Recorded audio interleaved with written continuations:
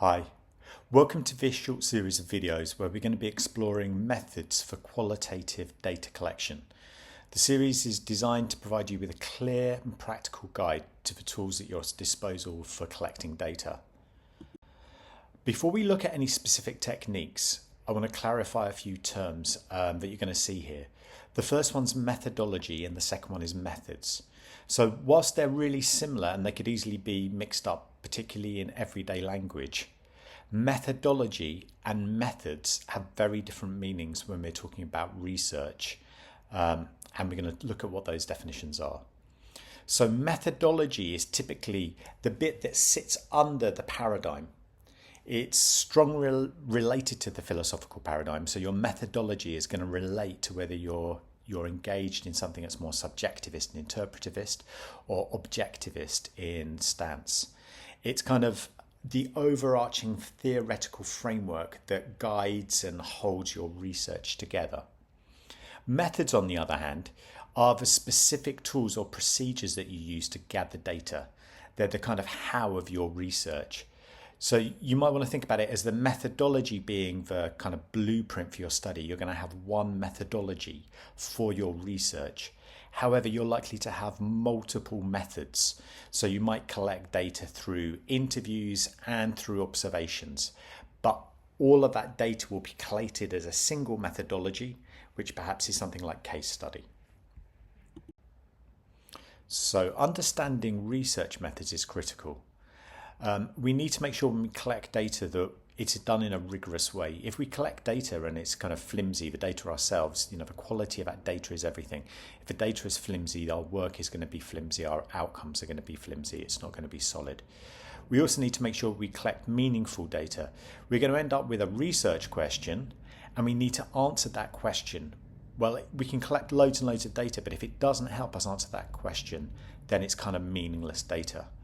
And finally, the whole thing together helps us hopefully to make a contribution to the field, to answer important questions around teaching and learning in music particularly.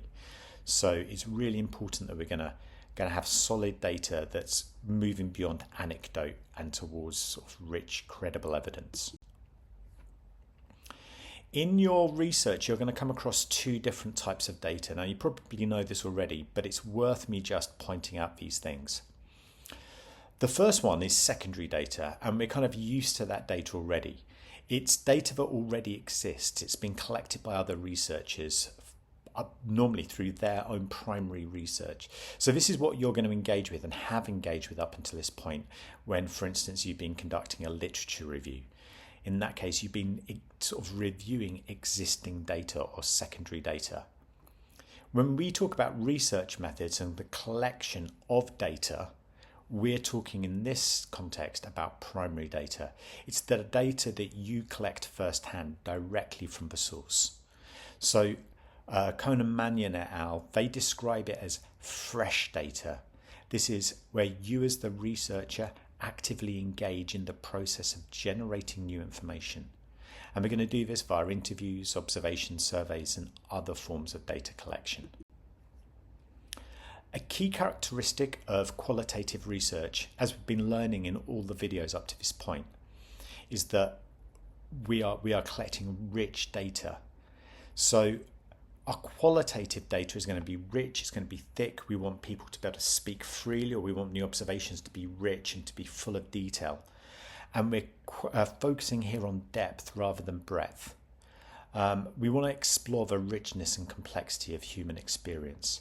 We're not looking for statistical generalizability, instead of which we're looking for that deep-end understanding of things.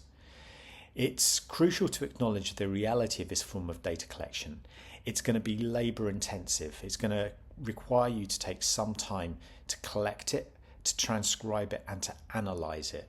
So even if we're only collecting via a few different methods, it's still going to require quite a significant investment of time to collect that data, and then after that some significant work, intellectual energy to be analysing it.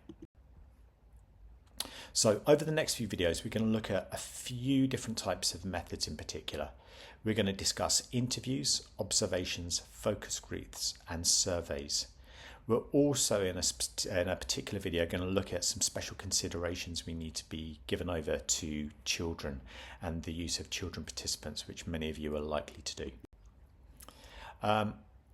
As with all of these videos, you're free to look at them from beginning to end and watch them all sequentially.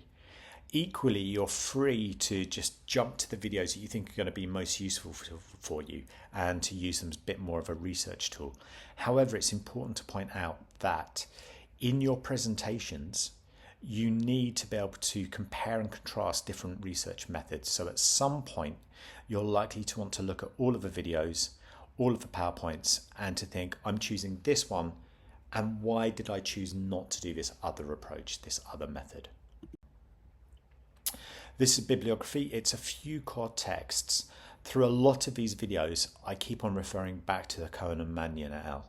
That's kind of like a key text for me. These are other texts in the bibliography you might want to refer to. The videos are a starting point. They're an overview. If you're going to use any one of these methods, then I'm going to suggest that you actually go away and do some personal research yourself. You're going to want to make sure that you're really aware of all of the nuances of your method before you start doing any research. Anyway, I shall see you in the next video.